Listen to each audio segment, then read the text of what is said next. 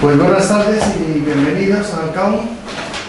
Vamos a... Ahora no tengo el título de la charla aquí, que era el rótulo un poco largo. Está ahí. Vamos a dar paso a un debate sobre respuestas ante la emergencia ecológica, acción y justicia climática. Ese debate se enmarca en una especie de convenio informal que tenemos entre el Club de Amigos de la Universidad de Madrid y la Asociación Pro Derechos Humanos de España. Bueno, nos parece que ese es un debate enmarcado dentro de los derechos humanos. En los derechos humanos, la verdad es que la Declaración Universal de Derechos Humanos no hace alusión directa al medio ambiente, pero es un debate de derechos humanos. Claro, la declaración es del año 1948, todavía había derechos de los que hoy se habla, que a la eutanasia, la renta básica, el medio ambiente, el derecho al agua, el derecho a la paz, que han surgido posteriormente. Entonces sí hay una declaración de 2007 que se llama Declaración de los Derechos Emergentes de Monterrey, en México, de 2007, como digo, y sí se contempla directamente el derecho a un medio ambiente sano. Así que por eso enmarcamos este debate como un tema de derechos humanos. Van a hablarnos Javier de la Casa Sánchez, que es biólogo, está haciendo su doctorado en el CREAF, ahora dirá él lo que es, que no me acuerdo todas las siglas, y algo más, doctorado de tal, sí, y de la organización Extinction Rebellion. Y luego Patricia Herrero, que es psicóloga de formación y luego profesionalmente es traductora, y me comentaba que había conectado con este tema haciendo alguna traducción de documentos, se había sensibilizado con el asunto del medio ambiente. Así que ellos nos van a ilustrar. Muchísimas gracias por vuestra participación y os dejo ya la palabra, siento por ahí.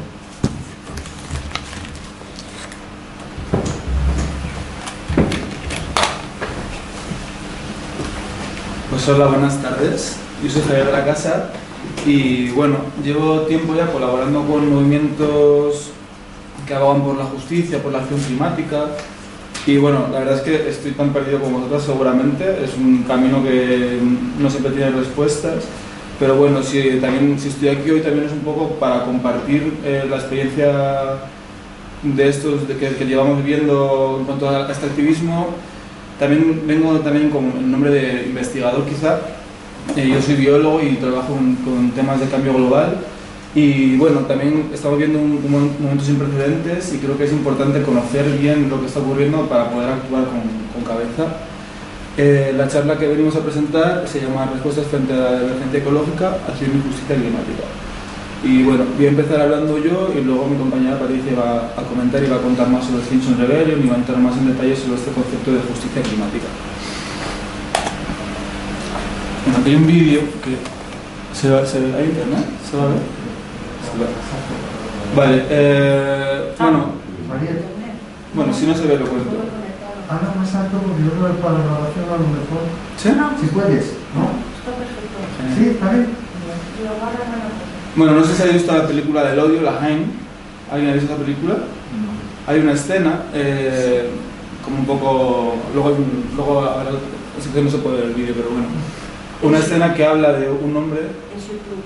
¿Es YouTube? Sí. Sí, es al ordenador. Lo pongo, a ver. Bueno, es una escena que yo creo que tiene mucho que ver con lo que está ocurriendo ahora mismo en el mundo. Bueno, no funciona, tampoco voy a entretener con esto. Que habla de un hombre que está cayendo por un precipicio y va diciendo de camino, de momento todo bien, hasta que se golpea, ¿no? Y habla de que hasta el momento todo va bien, que lo importante no es realmente la caída, sino es cómo caemos. Y estamos en un momento planetario en el que estamos en una caída sin ningún tipo de precedentes y que hoy es una caída y nadie puede denegarlo, y sin embargo no somos conscientes ni estamos pensando en cómo vamos a amortiguarnos, no somos conscientes de eso. Y bueno, creo que también es una caída que nos está desposeyendo y a la vez nos hace sentirnos poseídos y nos hace sentirnos como que no estuviésemos cayendo. Entonces, Dicho esto, vamos a hablar de clima. En este gráfico lo que estamos viendo es cómo cada vez la temperatura está aumentando más respecto a los niveles preindustriales, antes de la revolución industrial.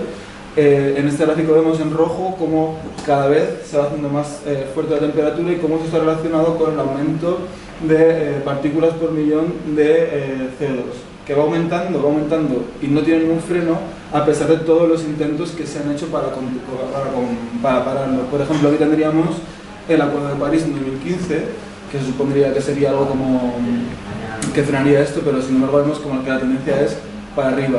Aquí tenemos otro gráfico que da bastante miedo de cómo va aumentando la temperatura y cómo se va acercando a esos límites, que son 1,5 grados y 2 grados, que son los límites que se marcaron en el Acuerdo de París para quedarnos por debajo de esto. Y actualmente estamos en 1,2 grados y parece que no estamos por el buen camino.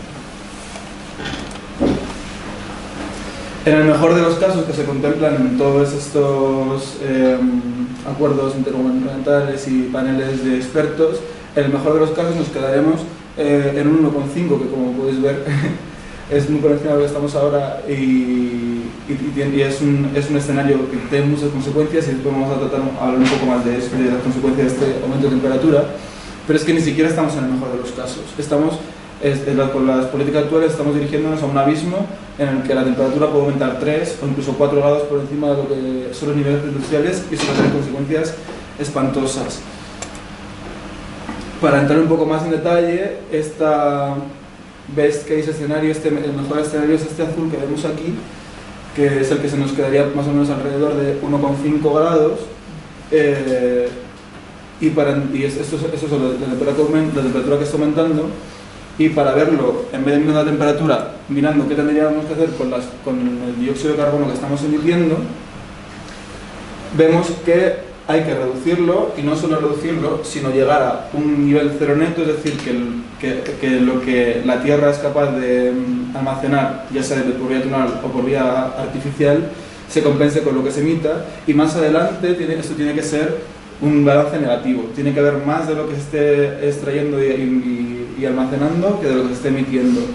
¿Qué ocurre? Que en este mejor de los casos encontramos que este cero neto, esta neutralidad de carbono, que en movimientos como Extinction Rebellion estamos exigiendo que sea para 2025, lo ponen más allá del 2050. Y creo que eso es un caso muy interesante de cómo, incluso desde los paneles de científicos y expertas, no somos capaces de tener otros imaginarios e ir más allá y estamos poniendo soluciones que nos están llevando a condiciones climáticas nefastas y no somos capaces de pensar en otros sistemas. Todo se ha dicho que, por ejemplo, el IPCC, que son los grupos de expertos en cambio climático que se reúnen para hacer todos esos informes anuales, no contemplaban poner como fecha el 1,5 y pensar en los modelos para el 1,5 grados hasta que se les pidió. Así que es ciencia, pero es ciencia ligada por la política, no es ciencia del todo independiente, es como muy llevada por esto. Entonces también esto es una crítica a que pensemos más allá de estos gráficos y pensemos en realidades diferentes, donde realmente nuestra vida merezca la pena vivir. Todo eso está muy asociado con este mejor de los casos, es lo que le llaman el caso del desarrollo sostenible. Y bueno, suena muy bien, seguro que aquí todos hemos oído hablar de los objetivos de desarrollo sostenible, pero bueno, hay una pequeña contradicción en estos, al menos a nuestro parecer, y es que se habla del crecimiento económico como algo esencial para el desarrollo sostenible, algo vital y algo que tenemos que luchar por ello, cuando realmente este crecimiento económico no sé hasta qué punto es algo vital en nosotros, sino que sí, lo que sí que es vital es la salud y bienestar, la lucha contra el hambre, la acción por el clima. Y este crecimiento económico además está enmascarando un montón de emisiones. Cuanto más creces, más emites. Entonces, todo este consumo exacerbado de recursos y de energía, que además con esas transiciones ecológicas que estamos pensando desde ahora mismo, por ejemplo, el Ministerio de Transición Ecológica y lo que sería la vanguardia política verde actualmente, lo está llevando incluso a peor, porque lo que se está buscando es electrificar todo, hiperdigitalizar nuestra industria, nuestra economía, nuestra vida, Y eso está llevando, tiene una huella energética muy alta. Va a aumentar exponencialmente lo que ya estamos demandando, y no solo es energético, también es material, porque todo esto necesita de materiales que suelen ser extraídos del sur global, pero que no nos engañemos, aquí también están esos materiales y vamos a empezar a ser víctimas también de esos expolios. De hecho, en Extremadura está ocurriendo, se han encontrado, bueno, es una cosa que tenemos que tener como muy en cuenta. Entonces, y hay alternativa, claro que hay alternativa. La prosperidad, puede haber prosperidad más allá del crecimiento. Estas son las tesis del decrecimiento, que no tenemos tiempo como para quedarnos aquí mucho, pero es muy interesante repensar nuestra sociedad más allá, una sociedad post-crecimiento, pensar cómo podemos vivir bien, vivir en paz y vivir una vida digna sin pensar en cómo crece nuestro PIB. Bueno, entonces, una de las estratagemas que tienen pues, los poderes económicos y políticos para poder seguir creciendo y mantener este status quo y ponerse la etiqueta verde es lo que se le llama las emisiones cero netas, eso que hemos visto de que por lo que la gallina engendra por la que van saliendo de CO2, que es lo que le llaman net zero, y que ha sido como en esta COP26, esta conferencia de las partes que ha sido hace muy poco en Glasgow, ha sido como el estandarte, y que también ha sido el estandarte de la crítica, ¿no? Aquí vemos una manifestación de grande, vemos una pancarta al contrario. ¿Qué está ocurriendo? Lo que ocurre con estas balances de emisiones es que no estás compensando la emisión de estos gases de efecto invernadero con otras estrategias, como por ejemplo la plantación de árboles o la captura directa, pero que no están acoplados. Es como, están vendiendo humo literalmente, y esto está haciendo que se siga produciendo más mientras se ponen etiquetas verdes de que son cero neto. Vamos a ver ejemplos de esto. Vamos a poner diferentes ejemplos, pues, por ejemplo, los gobiernos.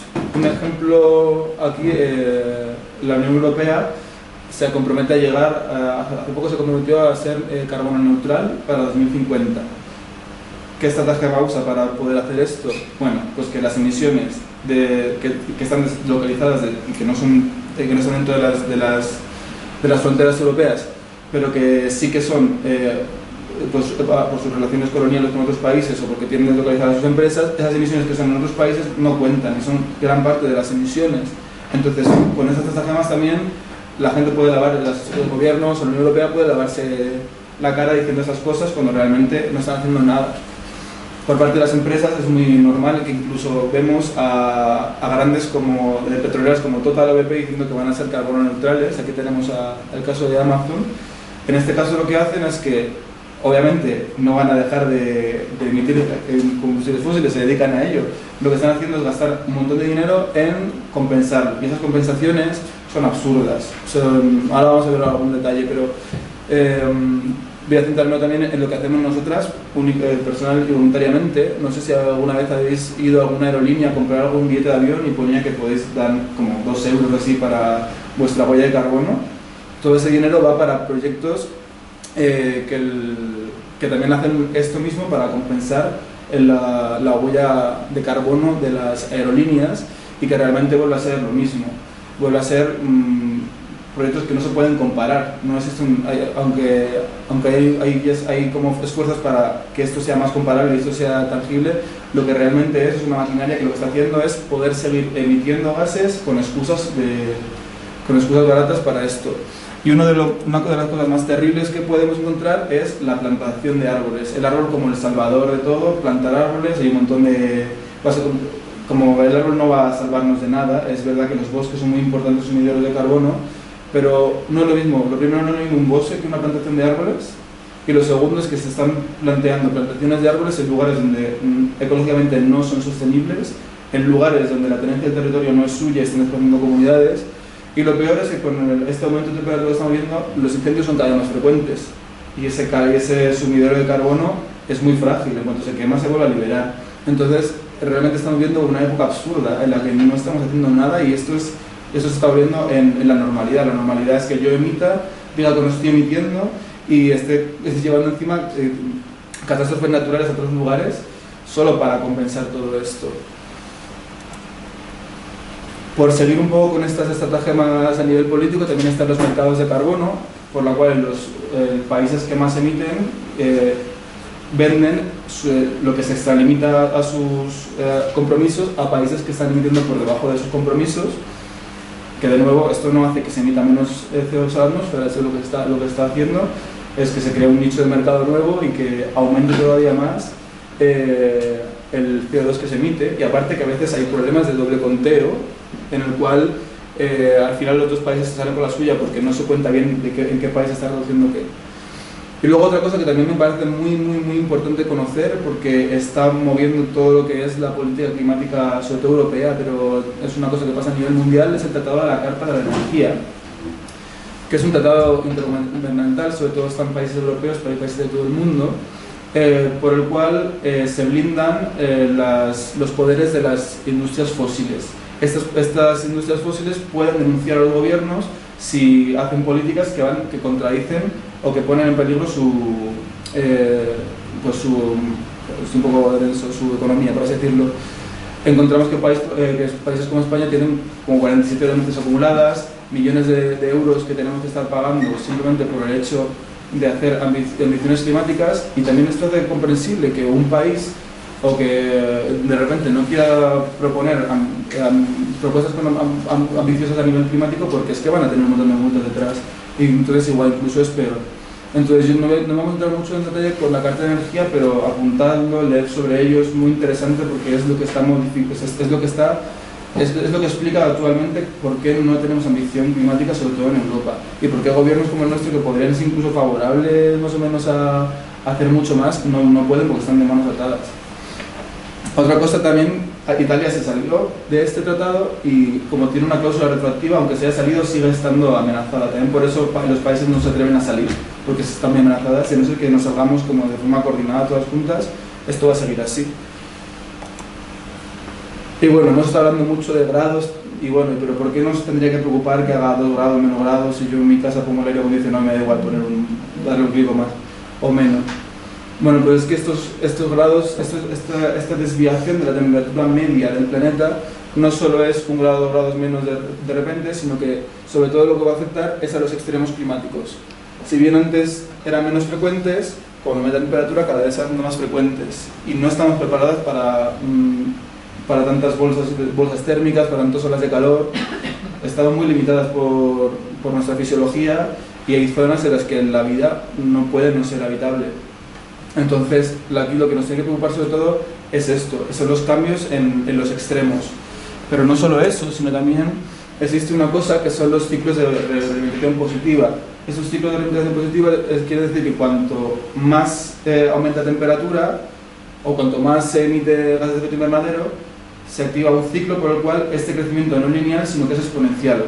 Se activa un bucle y esto va aumentando. Este es un caso del que se habla mucho, que es el caso del deshielo de los polos o del permafrost, por ejemplo, que es que cuando aumentan los gases de efecto invernadero, hemos visto que la temperatura va asociada y aumenta. Y cuando aumenta la temperatura, el hielo se derrite. Ahora que el hielo se derrite, ocurren varias cosas. Aquí vamos a hablar sobre 2.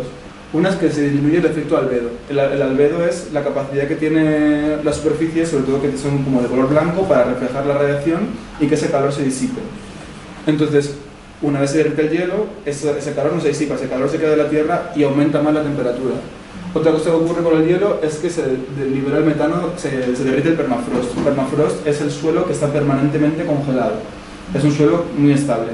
Cuando aumenta la temperatura, ese suelo deja de estar congelado, y todo lo que está almacenado ahí, que son un montón de seres vivos que se han quedado descompuestos, etc., eso sale arriba y sale en forma de metano. El metano es un gas de efecto invernadero muchísimo más peor que el dióxido de carbono, que es el que estamos hablando ahora mismo todo el rato. Aquí vemos, por ejemplo, a esta persona que está pisando una gran burbuja de metano de un campo, de una tienda donde el permafrost se ha descongelado. O aquí, por ejemplo, estamos viendo este par de personas como agujerean debajo de un metano, y como sale toda la llamada, para que veáis que... Bueno, y esto es una bomba de relojería realmente de metano, porque hay muchísimo acumulado y todavía es incalculable la capacidad que tiene esto para modificar nuestra temperatura. Y también con esto quiero decir que es muy difícil como científicos o científicas predecir qué va a ocurrir. Entonces, hacemos cosas, tenemos modelos, pero no somos ni adivinos ni adivinas. Sobre todo porque hay un fenómeno que es el del caos climático. El caos climático es en el que ya las cosas empiezan a ser como impredecibles, ¿no? Y un ejemplo muy claro es el de lo que ocurrió el año pasado con Filomena, que bueno, no sé, yo eso tuve una amiga que se alegró porque decía que eso era buena noticia para el cambio climático porque hacía más frío, pero todo lo contrario. Este fenómeno está muy asociado con esto que estamos hablando del caos climático. Aquí vemos, bueno, aquí tenemos a nuestra península querida. Esas son las anomalías climáticas, es decir, que cuanto más azul es más frío respecto de la media normal de ese mes. Entonces aquí tenemos como mientras la península ibérica estaba, bueno, y esa parte de Europa estaba bastante más fría que de lo normal, en el Ártico teníamos temperaturas increíblemente anómalas, pero hacia arriba. Y esa descompensación, pues por ejemplo se explica por la corriente de chorro polar, que es, bueno, pues contiene el aire caliente, el aire frío en los polos, pero cuando esa corriente se debilita, pues relacionada por ejemplo con todos esos temas que estaba hablando, el aire caliente empieza a subir a los polos y empieza a derretirlos más, por ejemplo, y el aire frío va bajando hacia el ecuador, lo que genera olas de frío muy fuertes, pues por ejemplo en nuestro país. Y también tenemos que hablar de los puntos de no retorno, y creo que esta imagen es perfecta para explicarlo. Un punto de no retorno es un cambio de un sistema a otro por una perturbación que gradualmente llega hasta un punto en el que ya es inevitable. Este niño tiene su manita puesta en el palito, va dándole, se va quedando hasta que llega un momento en el que ya eso colapsa. Y ya ese sistema ya no vuelve a ser el que era, se ha caído en su cara. Entonces, esto está ocurriendo a través del aumento de temperatura, están ocurriendo varios puntos de no retorno. Hemos hablado de algunos de ellos, como puede ser el hielo del océano Ártico o el permafrost, pero hay muchos más asociados, por ejemplo, a la muerte de los arrecifes de coral, asociados a los bosques boreales, a las tundras, al bosque tropical del Amazonas, cómo se está perdiendo su regulación hídrica. Y bueno, también decir que la manita del niño que movía el Jenga y hacía que se caía, en este caso es la temperatura. Cuanto más calentamos, más cerca estamos de ese punto de no retorno. Y es algo que de verdad nos debería estar haciendo sonar las alarmas.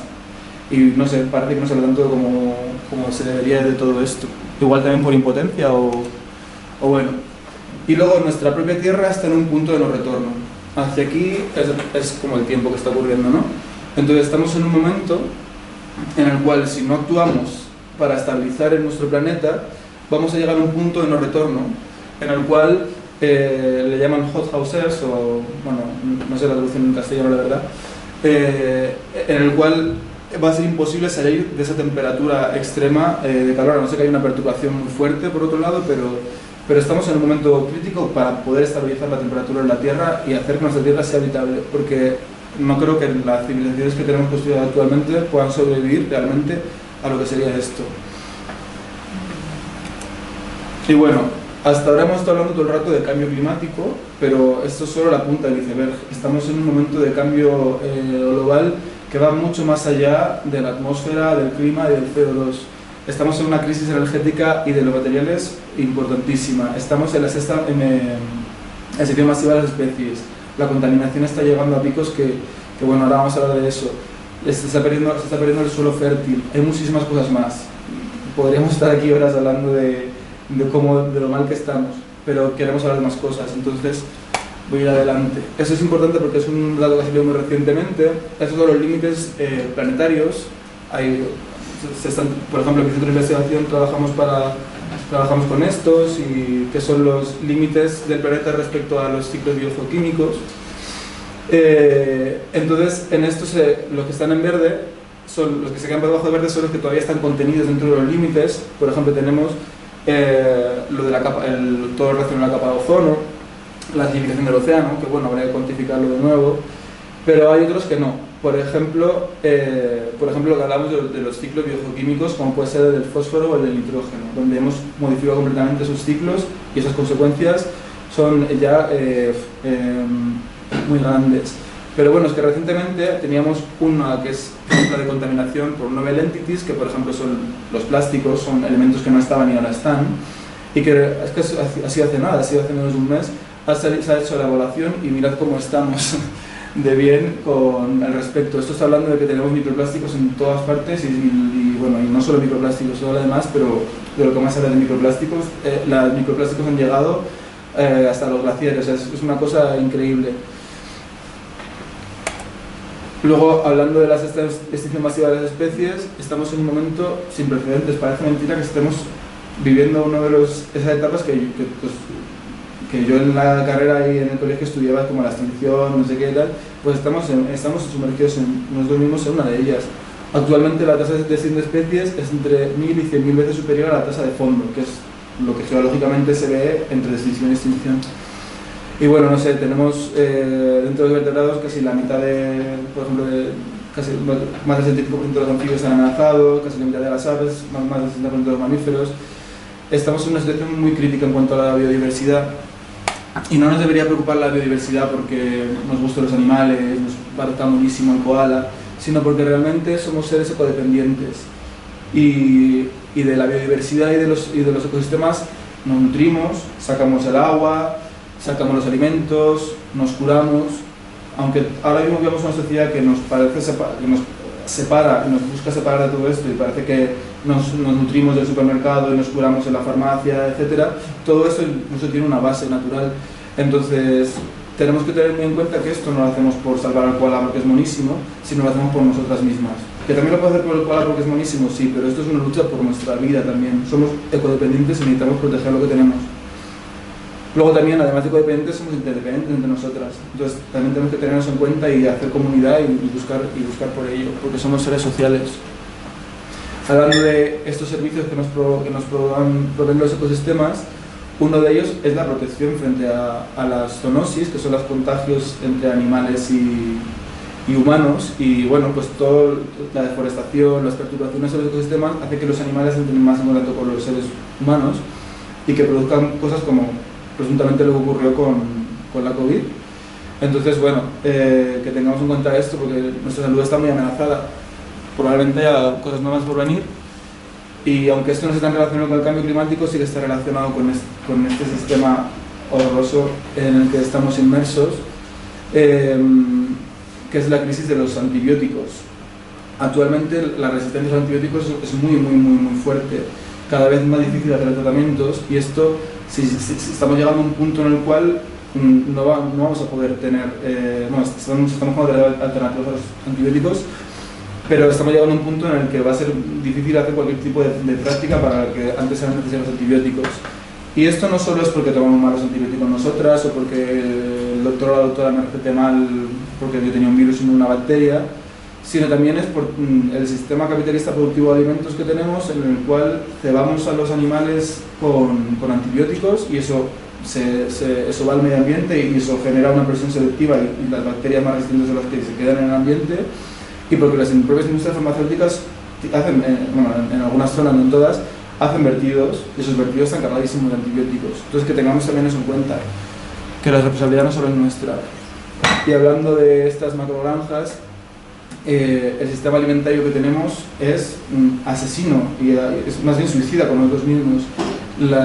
Estamos por generar beneficio a unas pocas empresas, no solo cárnicas sino también agrícolas, estamos generando estamos condenándonos a nosotros mismos.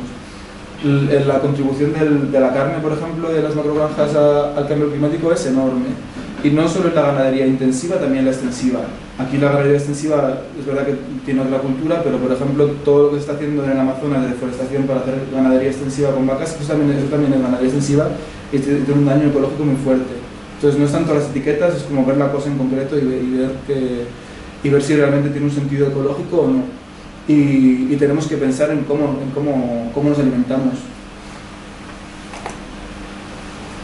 Y respecto a la alimentación también, en un mundo con más sequías, con regímenes de precipitación extremos, donde de repente puede ocurrir algo como lo que ocurrió hace unos años aquí, esa lana horrorosa que dejó unas pérdidas increíbles en el litoral, tenemos que tener muy en cuenta que, sobre todo aquí en la península ibérica, estamos en una situación horrorosa en cuanto a la producción de alimentos. Y no voy a entrar mucho en el tema, pero no solo es también la producción de alimentos en sí, con toda esta pérdida de suelo fértil, con toda esta incapacidad todo esto es monocultivo, la pérdida de diversidad genética, también hay una cosa que es la pérdida de cualidad nutricional. Se ha visto que en respuesta al aumento de CO2 en la atmósfera, los cultivos principales generan más carbohidratos, pero tienen déficit en micronutrientes, en proteínas, vitaminas, etc. Eso está produciendo que, sobre todo en zonas donde se alimentan básicamente de arroz, la malnutrición sea cada vez mayor, porque esas plantas, a no ser que hagamos adaptaciones, que existen manejos posibles para esto, estas personas van a comer, va a haber un problema de malnutrición muy fuerte que ya existen.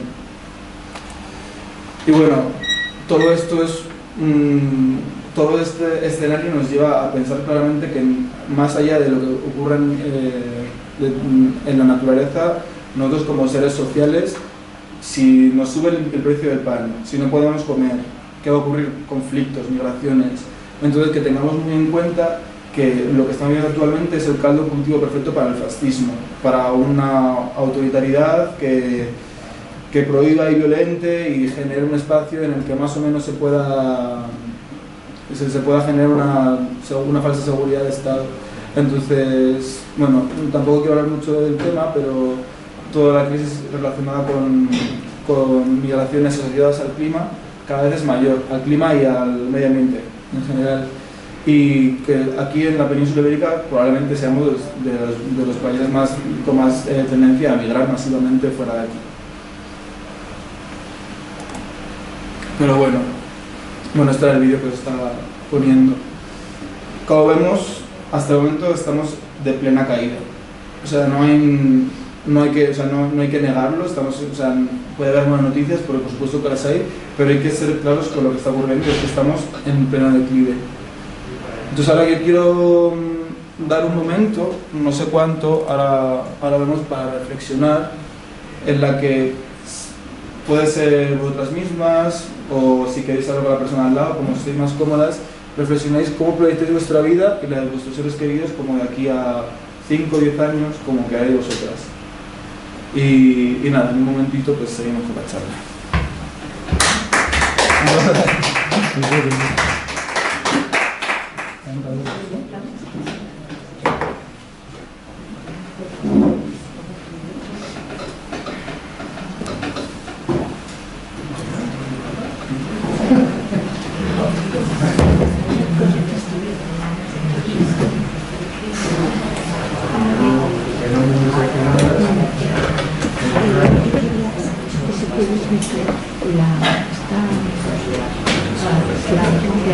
Cuando es la Tierra, con todos ya los pics que han pasado, y todo esto que es redondo, son dos diagramas en redondo.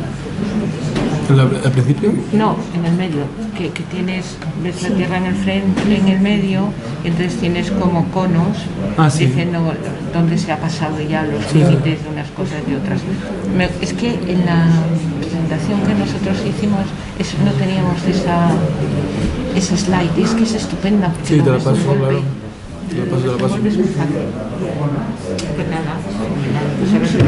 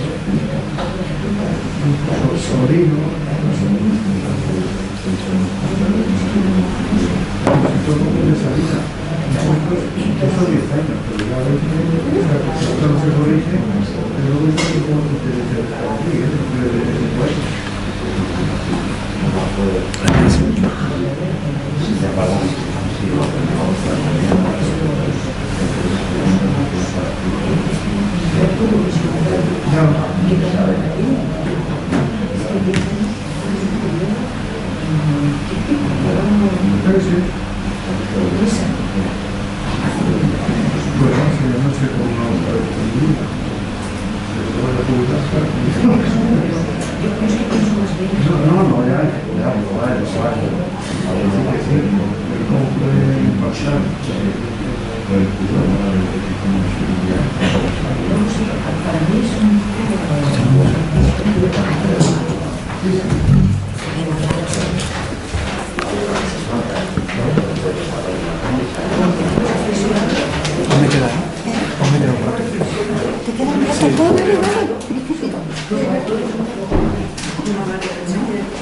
No, pues atención.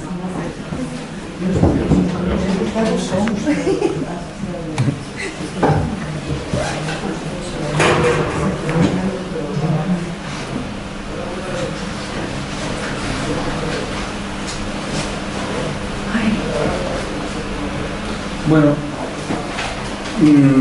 si luego queréis después compartir vuestras reflexiones después, pues fantástico.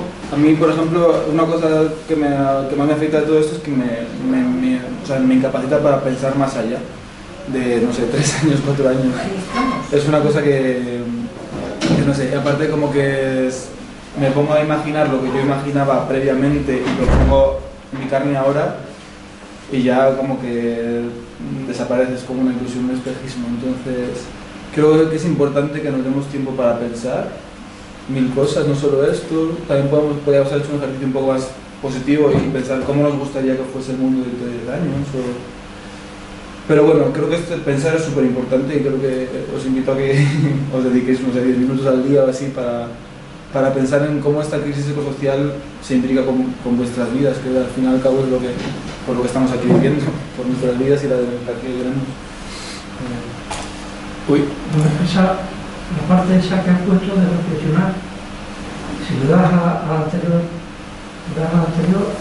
está ideal, porque está iluminando en letras blancas y así no gasta tanta luz en el esto. Todos los proyectores deberían salir las letras blancas en vez de negras, porque normalmente sale blanco todo el exterior, todo eso, mucha luz, gasta mucho más. Entonces, Bueno, mira. ¿Has visto? Pues esa no me la sabía yo. Bueno, pues quiero que volvamos a estos puntos de no retorno de los que hablábamos antes, de este niño sacando ahí. Porque lo he explicado, lo he hablado como de una forma un poco alarmante, porque lo es, pero creo que también tienen hay algo de positivo en ello, y es que se pueden llevar para otro lado. Porque hay un ejemplo, por ejemplo, que a mí me da mucho coraje, mucha esperanza respecto del punto de no retorno, y es, por ejemplo, que es el del sufragio femenino. Existía un sistema en el que la mujer no tenía capacidad de voto, hubo una perturbación, en este caso positiva, que era una gran lucha en las calles, una gran lucha, bueno, del sector social que sea, no vamos a entrar en ello, pero una lucha muy pujante porque se consiga este derecho, y se consigue. Viene otro sistema diferente, y creo que es impensable cualquier estado que de repente le niegue el voto a la mujer, que cuando lo ha conseguido. Entonces, estos puntos de retorno también se pueden ver de este lado. Entonces, si bien tenemos que terminar los puntos de no retorno de los que hemos hablado antes, también tenemos que luchar por los nuestros, porque realmente somos capaces de hacer un montón de cosas. Si hemos llegado hasta la luna, no somos capaces de solucionar esto porque se puede, materialmente se puede. Lo que pasa es que hay que enfrentarnos a algo que es mucho más grande, y es una cultura global del crecimiento económico y de la prosperidad bajo esos términos económicos.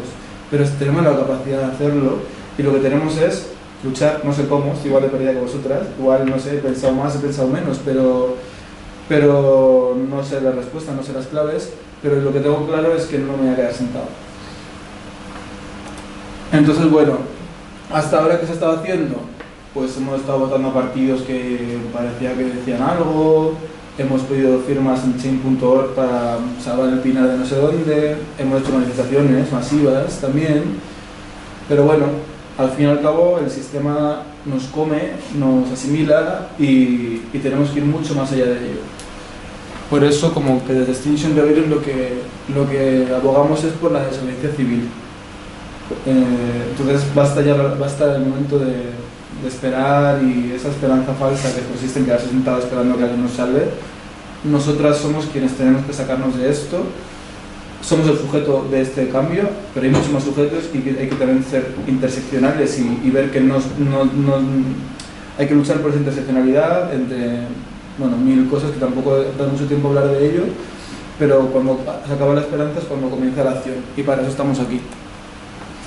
Un ejemplo muy claro de desobediencia civil es el movimiento de objeción de conciencia que aterriza aquí en España, y creo que aquí lo tenemos como bastante claro. Es la consecución de una petición popular. ¿A través de qué? A través de la desobediencia civil, a través de esto, ¿no? Abogamos por aunque son temas muy complejos y difíciles de comparar, creo que en esencia es lo mismo. En esencia es pujar por un cambio y darlo todo. Igual hay que dar más, igual hay que dar menos. Entonces, nosotros abogamos por la acción directa, y aquí hay una frase que escribió Luther King de la cárcel, que dice: puede que os preguntéis por qué la acción directa, por qué la sentada, las marchas, etc. ¿El mejor camino no es la negociación? Efectivamente, este es el objetivo de la acción directa. La acción directa no violenta busca crear una crisis tal que una comunidad que constantemente se ha negado a negociar se vea obligada a enfrentarse al problema. Busca dramatizar el conflicto tanto que ya no pueda ser ignorado más. Eso es lo que tenemos que hacer, poner las cartas sobre la mesa y que no se pueda dar otra cosa que no sea de esto hasta que esto no sea solucionado. Y bueno, también desde Extinction Rebellion abogamos por la no violencia, no desde un juicio pacifista o criticando a aquellos movimientos, a aquellas personas que deciden hacerlo por la vía violenta, porque en su contexto puede que sea así, sino porque estratégicamente contemplamos que la no violencia es el camino que debemos seguir. Y también, bueno, aquí tenemos el caso de Erika Chenoweth y María J. Stefan, que son dos investigadoras que tienen un dato muy interesante sobre la no violencia como estrategia política de la desobediencia civil, en la que estudiaron diferentes insurrecciones y movimientos de desobediencia y vieron que los movimientos que eran no violentos tenían 2 veces más capacidad para conseguir esta consecución de derechos o lo que estuviesen protestando por. Y pues esto también es porque es más fácil que la gente entre a estos movimientos cuando hay no violencia por medio, es más fácil que permee a la gente. Luego también otra cosa que salió muy interesante de este estudio es que en todas las consecuciones, en todos los movimientos en los que más del 3,5% de la población del lugar se movilizó por esa protesta, siempre se consiguió lo que se estaba buscando. Y esto nos habla de la masividad y la importancia de la masividad. Y por eso lo que buscamos en Extinction Rebellion es generar masividad. Un ejemplo muy claro de masividad aquí en España, en Madrid completamente se ve muy bien, es el caso del 15M. Como un montón de gente acampando, queremos buscar esa esencia y queremos que realmente, también lo que ha ocurrido con Chile para la nueva constitución, realmente es eso por lo que estamos abogando, lo que necesitamos realmente.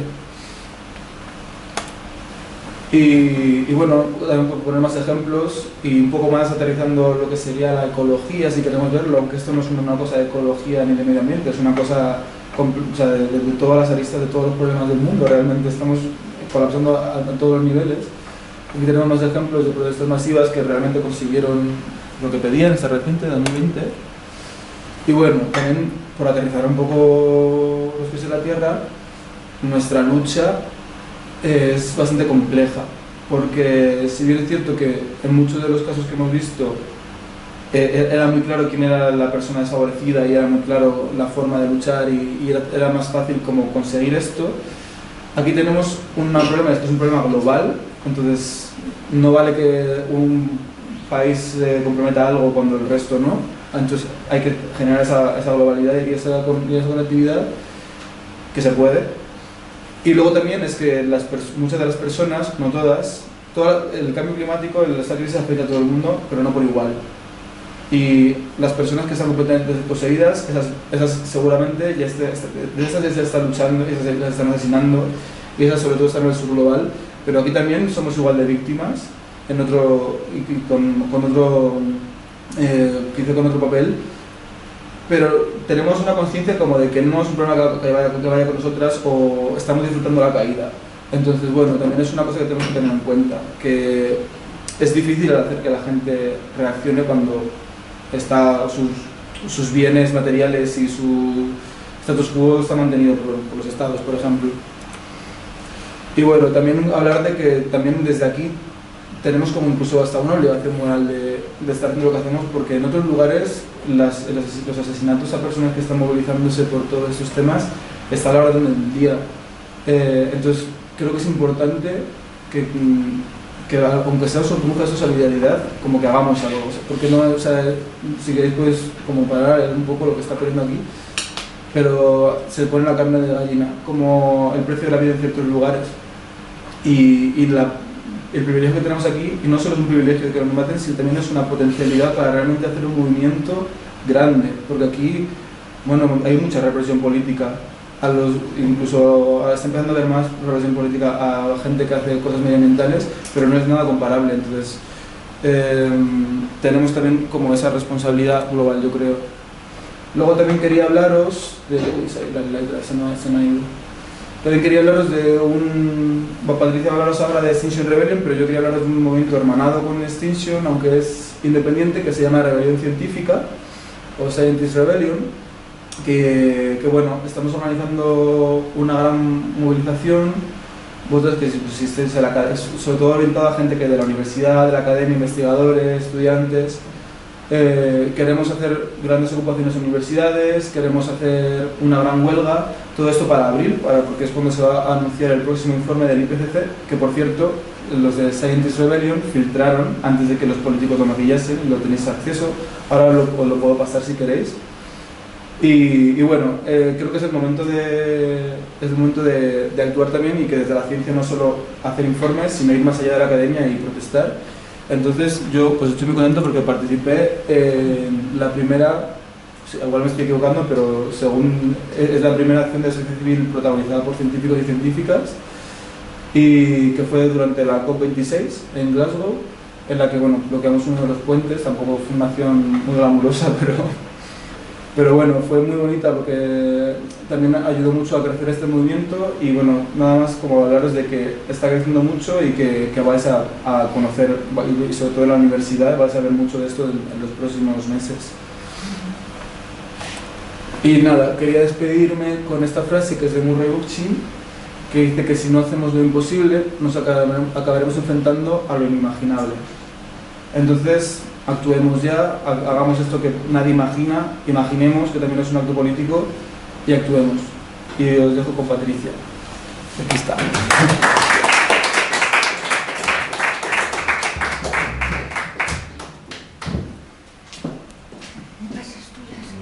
Sí. No, hombre, al principio he dicho yo... Me presento yo, no pasa nada. Bueno, Me presento. comenté un poquito de cada uno. Bueno, yo soy Patricia Herrero. Estoy aquí como ciudadana, básicamente, porque es cierto que yo comentaba que no es como traductora exactamente, Pedro, sino como intérprete, que es peor, si quieres, porque es que... A ver, yo traduzco congresos de científicos, traduzco a los políticos, y esto a mí me golpeó exactamente en 2005, o sea que Javi era un niño probablemente, y desde 2005 yo tengo lo que se llama ahora ecoansiedad, o sea, realmente, porque fue como una bofetada de explicarme esto que os acaba de explicar pues eso, en congresos científicos, y eso fue apareciendo cada vez más en mi trabajo.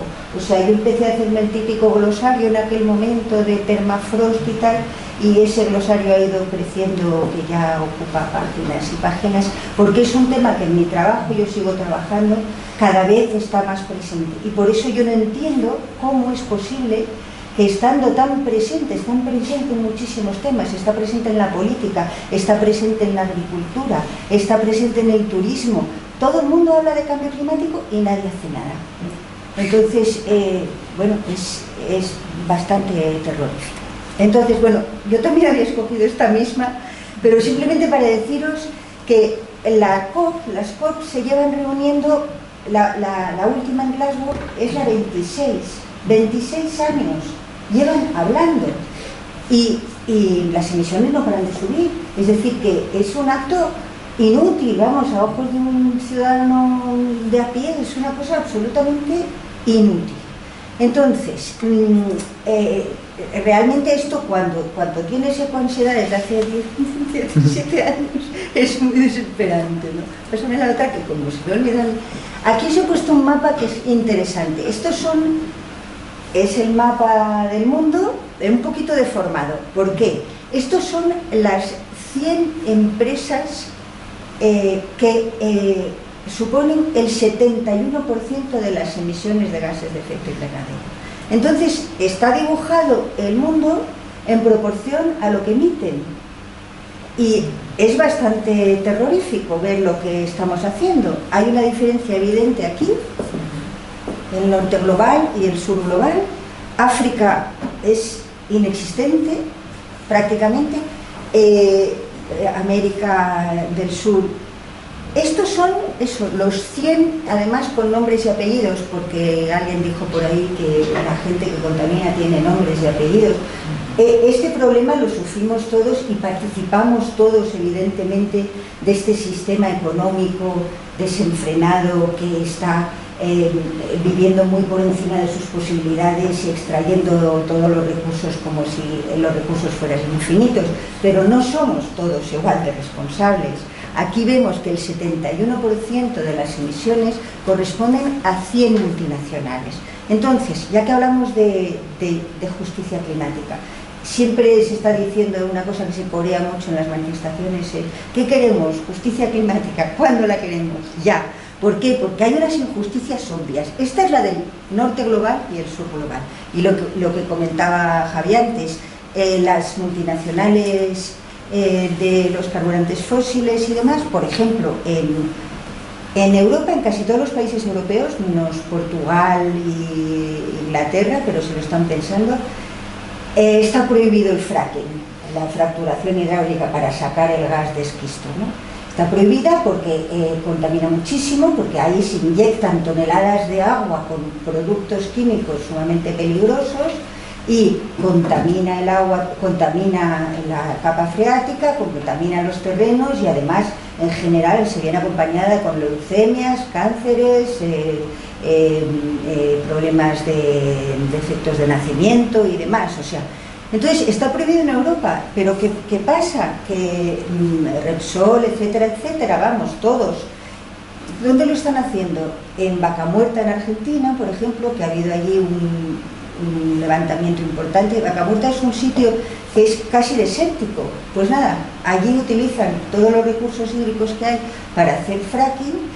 También en Perú, bueno, en muchísimo. O sea, esto lo que hacemos nosotros es deslocalizar. Aquí está prohibido, tenemos muy buena conciencia, los europeos no lo hacemos y además nos lo descontamos de cuando nos hacen el diagnóstico de lo que estamos consumiendo. Pero lo llevamos allí contaminamos estas tierras al más puro estilo colonial y luego compramos el gas, o sea que luego usamos ese gas. Es decir, que hay un expolio terrible del sur, sabiendo además que en el sur, que es aquí es donde menos ha contaminado la gente, los africanos no han aportado absolutamente nada como emisiones. Ellos no son los que hacen que se caliente el planeta en absoluto. Sin embargo, son los primeros golpeados. Ahí tienen muchas más sequías, y de ahí además vienen muchísimas de las migraciones que hay. Cada vez se va a hablar más de migrantes climáticos. Si ahora los migrantes que hay están provocando ya estas reacciones políticas con algunos partidos echándose las manos a la cabeza, hay previsiones de que en 2050 haya 300 millones de refugiados climáticos. Entonces, si ahora mismo no somos capaces de gestionar los flujos migratorios que tenemos, ¿qué va a pasar, no? O sea, esto del sur global, y luego lo que comentaba Javier también, que allí los defensores del medio ambiente simplemente los matan, ¿no? O sea, hay una injusticia palpable con lo que es el norte y el sur. Y luego, bueno, no somos todos igual de responsables. Mirad, esto es, estamos hablando de la población mundial. Estos son los ricos, en rojo, y estos son los más pobres. Entonces, esto es las emisiones globales. Los pobres contaminan, emiten esto. La clase media, esto, aquí un poquito más, aquí, y los ricos, esto es lo que emiten. Y ahora si lo vemos por persona, mirad, es escalofriante realmente. O sea, el 1% más rico o más poderoso es el responsable realmente de la situación a la que hemos llegado. De manera, es un poco esquemático decirlo así, pero esto pues, da un poco pavor. Es decir, que aunque nosotros hagamos, y tenemos que seguir haciéndolo, pero aunque nosotros reciclemos, separemos, gastemos menos agua en la ducha, comamos menos carne, esto, si no nos atacamos a este problema, no va a servir de nada. O sea, esta gente se mueve en aviones privados, tiene megayates, vamos. Es un problema político, es un problema social y político. Nos tenemos que enfrentar a este sistema, tenemos que cambiarlo, es inevitable. O sea, esto ya es. Y luego, como en todas las crisis, igual que ocurrió pues en la crisis financiera de 2008, que bueno, quien la pagó fue las capas más vulnerables de la población, que desde luego no eran ellos los que habían especulado, que ha pasado por la pandemia también, una vez más, son siempre los más vulnerables los que más sufren. En pandemia no se podían aislar, eran los únicos que tenían que seguir trabajando, cogiendo el metro y demás. Todas las crisis golpean siempre muchísimo más a los más vulnerables, y lo mismo con la crisis climática. Bueno, esto lo os he puesto así un poco en plan puto esta mañana, pero esto es un poco lo que os he contado, que realmente todos vivimos en este sistema tóxico, pero no somos todos igual de responsables. Hay unos responsables con nombres y apellidos, ¿no? Realmente. Y ya es momento, y claro, tal como tenemos montado nuestro sistema político y económico, nuestro sistema apoya a esta gente. Entonces, espérate, se me ha olvidado una cosa, tenía allí, es que había hecho una cosa, una chuleta y se me ha ido. Espera. No, lo que os quería comentar es así. ¿Dónde tienes la foto esa que dijiste vuestra? ¿Me la has metido? ¿Cuál? La de los jóvenes de Fridays for Future. ¿No la he metido? Ay, no la metiste, Ay, que no la he qué metido. pena. Bueno, nada, aquí venía una foto de la primera reunión de Fridays for Future en Madrid, hace ya un tiempo. La verdad que era una foto bien bonita. Pero bueno, no pasa nada, porque igual que os he hablado de esto, de la injusticia norte-sur, de la injusticia pobre-rico, hay una tercera injusticia que a mí me parece sangrante, que es la generacional. Es terrible, o sea, estos chiquillos que si los ve en la foto, es que muchos no tienen ni 20 años, ¿no? Que están allí, que han comprendido el problema perfectamente, o sea, saben de todo esto, saben que estamos en una situación de emergencia. Y los carteles que llevaban muchísimo, lo estuve contando en ese cachito de foto de nada de la manifestación, 6 veces aparecía la palabra futuro. No nos queméis el futuro, el planeta sin futuro. O sea, estamos cargando una deuda gigantesca sobre los hombros de los más jóvenes y de los que están por venir. O sea, desde los años 60 estamos en una vorágine de consumo y de explotación de recursos y estamos dejando toda esa deuda y todo ese planeta empobrecido y cada vez más desestabilizado. Eso es lo que les estamos dejando a ellos para que lo disfruten. O sea, es bastante terrible. Yo creo que esa injusticia es brutal. Y de hecho, la propia justicia, y bueno, si le pasáis esto a Martín Pallín, es verdad que se están moviendo las cosas en la justicia, porque desde que en 2015, por ejemplo, la Fundación Urgenda recogió una demanda de la juventud en los Países Bajos, una demanda contra los gobiernos por inacción climática, y la ganaron. Bueno, ese tipo de demandas se están haciendo cada vez más. O sea, jóvenes que están denunciando a sus gobernantes por inacción climática, por negligencia absoluta, por no protegerles. Y estas demandas están avanzando. En Francia hay una, este año se está hablando de la Fernissia, que es el asunto del siglo, realmente una demanda de este tipo. Los gobiernos son responsables, tienen que ocuparse de proteger a la población. En España también hay una demanda que han puesto ecologistas, Greenpeace y Oxfam Intermón. Lo que pasa que, bueno, también está, a nivel de la justicia, está Stop Ecocidio, que está intentando que se convierta el ecocidio en delito internacional, el cuarto delito, junto con los delitos absolutamente, para que la gente sea responsable, porque ahora una empresa, yo qué sé, Boliden, cuando se cargó todo aquello, nadie paga las consecuencias.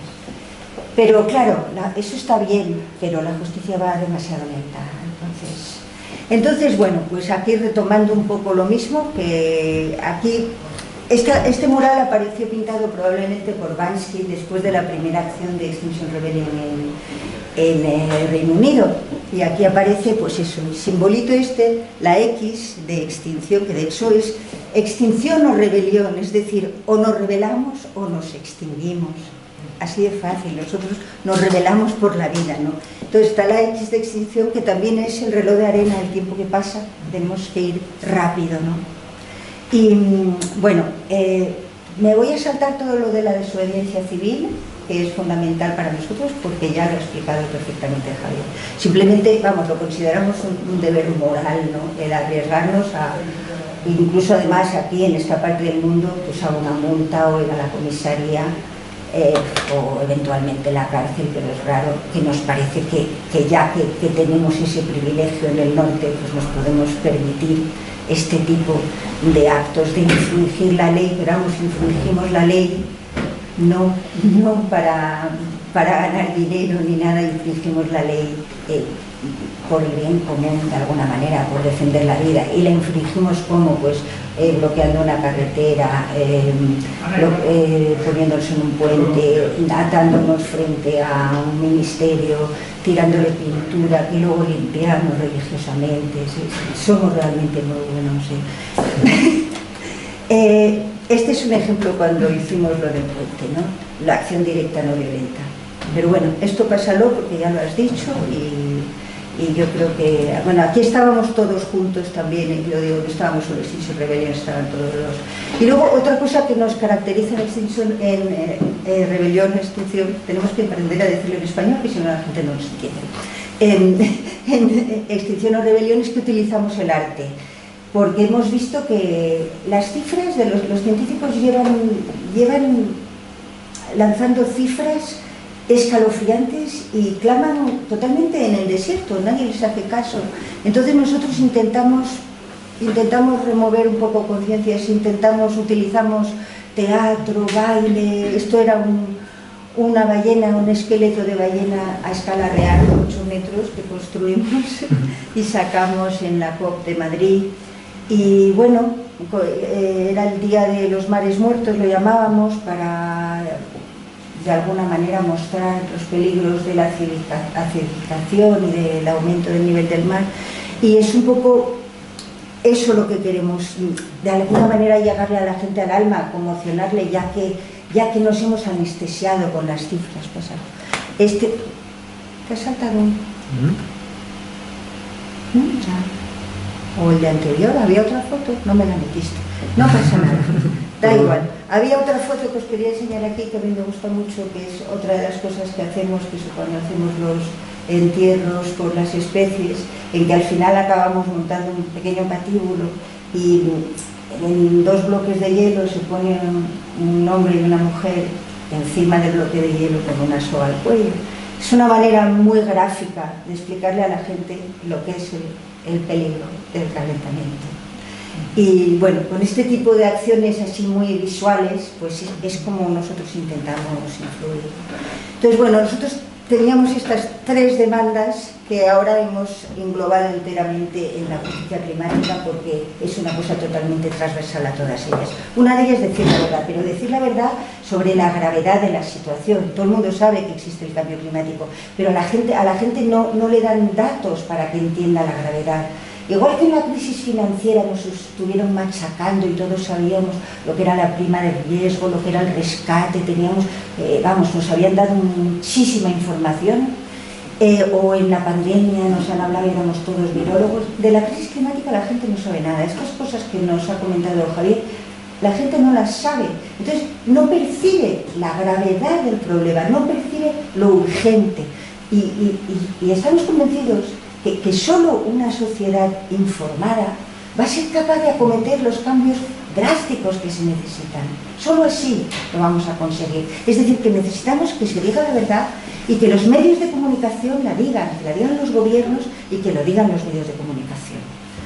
y necesitamos que se actúe ya, eso, que se llegue a reducir a cero las emisiones, pues no en 2050, va a ser demasiado tarde, 2030 también es demasiado tarde, tiene que ser ya, y que se reduzca la pérdida de la biodiversidad, a la que hemos hablado, la famosa extinción masiva. No sé si os acordáis antes, cuando cogíamos el coche, los más mayores, nos teníamos que parar en los viajes largos para limpiar la luna, porque estaba llena de insectos. Ahora no nos paramos nunca. O sea, los insectos han desaparecido a una tasa 8 veces superior al resto. Yo qué sé. Y luego, cuando hablas de los animales en general, de los mamíferos, solo hay un 4, algo de animales libres. El resto de los mamíferos somos los humanos y el ganado y las cosas que nos comemos. Es bastante terrible. O sea, estoy hablando. Y luego, por ejemplo, el ave más común en el planeta es el pollo. Es que hemos modificado la faz de la Tierra realmente, ¿no? Entonces, bueno, y la tercera son las asambleas ciudadanas. Las asambleas ciudadanas, que es un ejercicio de democracia deliberativa que es sumamente interesante.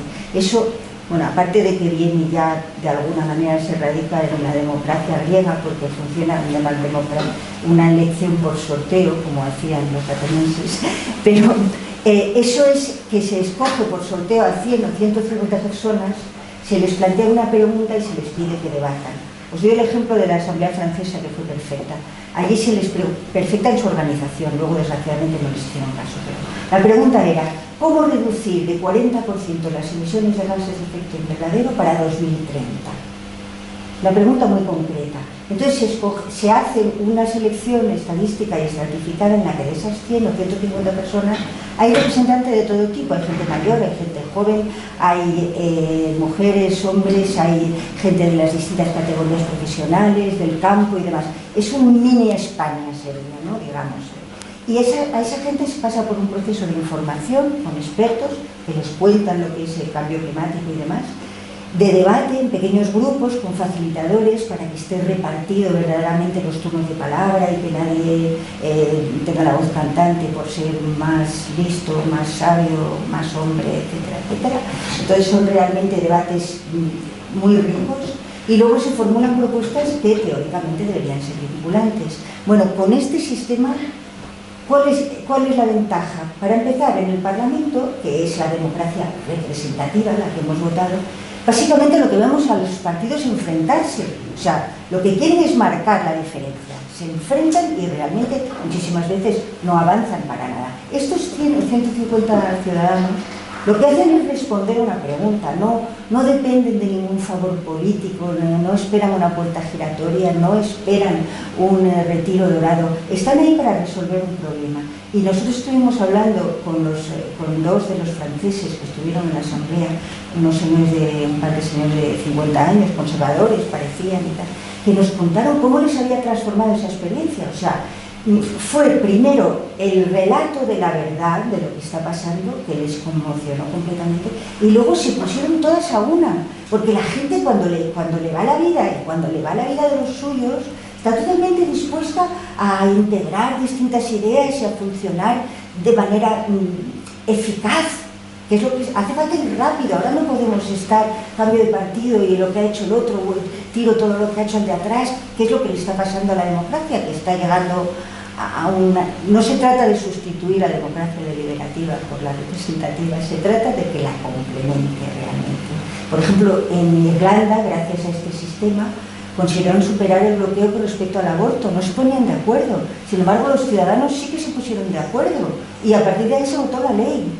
O sea, los ciudadanos son más sabios realmente, de alguna manera, que los políticos. No me acuerdo quién dijo que no se debía dejar la política a los políticos porque eran demasiado inútiles, o sea que... Entonces, bueno, estas son nuestras demandas. Que tengo por ahí... Es lo mismo, pásalo. Esto voy a pasar muy rápido, tenemos como 10 principios de los que solo voy a rescatar que somos no violentos, que evitamos culpar y humillar y bueno, que de alguna manera nos cuidamos también, intentamos poner los cuidados en el centro de nuestra manera de pensar entre nosotros y con respecto a los demás. Vamos a pasar, que si no la gente se... Y luego, mira, aquí tenemos un poco los estorninos, que son los que nos inspiran. Los estorninos son pajaritos bastante vulnerables, aislados, pero son gregarios, funcionan en fantásticas bandadas. Nos interesan muchísimo porque son, no tienen jefe, nosotros no tenemos jefe, somos totalmente horizontales. Se comunican con el aleteo del compañero de al lado, es decir, que igual que nosotros, que ya cuando seamos 3 o 4 ya formamos un pequeño nodo y ya podemos empezar a proponer y a hacer cosas. Y eso, y hacen estas cosas magníficas, son muy ruidosos, nosotros también queremos hacer mucho ruido para molestar y hacen cosas muy bellas, ¿no? Entonces, para nosotros es un poco esa idea, ¿no? Entonces, lo que queremos, sabemos que si llegamos al 3,5%, como dice Erika Chenove, la socióloga, a lo mejor podemos incidir. Necesitamos agrandar nuestra bandada de estorninos absolutamente, ¿no? Entonces, bueno, a esto, si queréis uniros a lo que hacemos, no hace falta atarse ni enfrentarse a la policía ni nada. Hay muchísimas cosas que hacer para ayudarnos. Hay gente que está en arte haciendo carteles, hay gente que está traduciendo, hay gente que está ayudándonos con la informática, hay gente que nos ayuda simplemente, que hace charlas de sensibilización, como lo que hago yo, hay gente que media con la policía, hay gente que nos ayuda legalmente, o sea, realmente cabe todo el mundo, no hace falta ser un héroe, porque además los que parecen héroes tienen detrás absolutamente a todo el mundo, ¿no? Entonces, nada, yo quiero daros las gracias, darte las gracias a ti por habernos traído aquí y darle las gracias al CAM por ser desde la oscuridad de la dictadura un lugar de libertad, de defensa de los derechos humanos y de pensamiento crítico. Muchas gracias.